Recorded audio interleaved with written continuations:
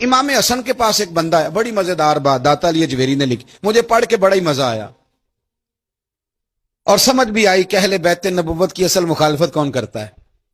ایک شخص آیا تو اس نے آ کے نا معاذ اللہ حضرت مولا علی شیر خدا کو، معاذ اللہ ثم معاذ اللہ، امام حسن کے والد کو برا بلا کہا، پھر امام حسن کو کہا، وہ برا بلا کہتا جا رہا ہے، امام حسن مسکراتے جا رہے ہیں، ہنستے جا رہے ہیں۔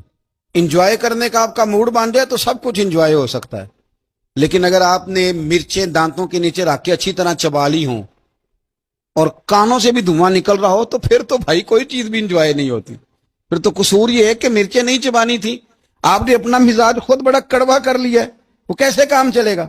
وہ آیا تو اس نے آ کے نا امام حسن کو، آپ کے والد کو معاذ اللہ ثم معاذ اللہ نقل کفر نہ باشد برا بھلا کہا۔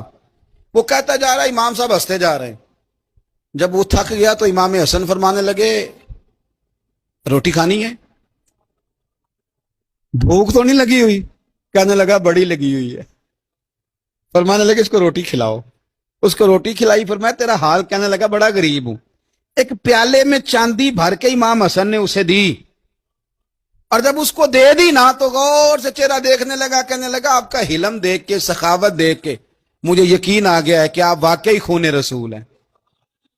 امام صاحب فرمانے لگے یہ بیچارہ اصل میں تنگ ہے اپنی زندگی سے، اصل اس کا حال کوئی نہیں تو میرے ساتھ یہ حرکتیں کر رہا ہے۔ تو یہ آپ سمجھیں اس بات کو، کچھ لوگ بیچارے ویسے ہی تنگ ہوتے ہیں، پریشان ہوتے ہیں، ویسے ہی بلا وجہ معاملہ ہی کوئی نہیں۔ امام حسن رضی اللہ تعالیٰ عنہ نے ہمیں سبق دیا ہے۔ وہ علامہ اقبال کہتے ہیں کہ ایک مولانا نا میرے سامنے نا ایک بھوکے آدمی کو سامنے بٹھا کے تو حدیث پاک کا درس دے رہے تھے۔ بندے کو بھوک بڑی لگی ہوئی تھی، وہ درس دیتا جا رہا ہے۔ تو اقبال کہتے ہیں میں نے اسے کہا کہ فاقہ کش کو درس شریعت سے کیا غرض، اس کے شکم کی آگ کو تو روٹی چاہیے، وہ اسے روٹی کھلا، اسے تیری کوئی سمجھ نہیں آ رہی، تو بھوک لگی ہوئی ہے، پہلے کھانا کھلا لے، پھر ذرا اس کے ہوش ٹھکانے آئیں گے، پھر اسے دین کی بات بتانا۔ ہم لوگوں کا ذہن نہیں سمجھتے کہ بندہ کس قسم کا ہے۔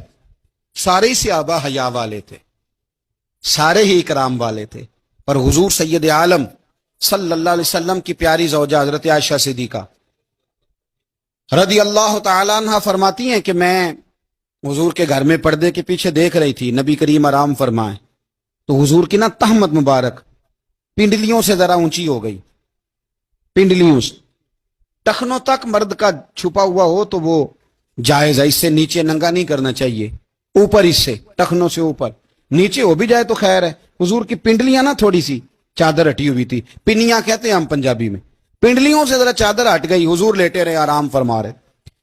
فرماتی ہیں باہر دستک ہوئی، حضور نے فرمایا کون ہے؟ عرض کی ابو بکر صدیق کو، یا رسول اللہ اجازت ہو تو حاضر ہو جاؤں؟ حضور نے فرمایا آ جاؤ۔ کہتے ہیں حضور لیٹے رہے، حضرت ابو بکر آئے، بات چیت ہونے لگی، تھوڑی دیر کے بعد پھر دستک ہوئی، کون ہے دروازے پہ؟ یا رسول اللہ عمر بن خطاب ہوں۔ فرمایا آ جاؤ، آ گئے، بات چیت ہوتی رہی، تھوڑی دیر کے بعد عثمان غنی آئے، یا رسول اللہ آ جاؤں؟ فرمایا عثمان ذرا ٹھہر۔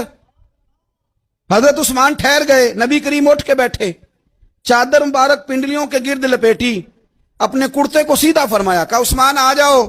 تو عثمان آئے، بات چیت ہوئی، چلے گئے۔ سیدہ کہتی ہے میں نے پوچھا یا رسول اللہ عثمان تو بڑی ٹھنڈی طبیعت کا بندہ ہے، وہ تو بڑا میٹھا آدمی ہے حضور، کوئی جاہو جلال نہیں، کوئی بات نہیں، کوئی، وہ تو بڑا پیارا ہے۔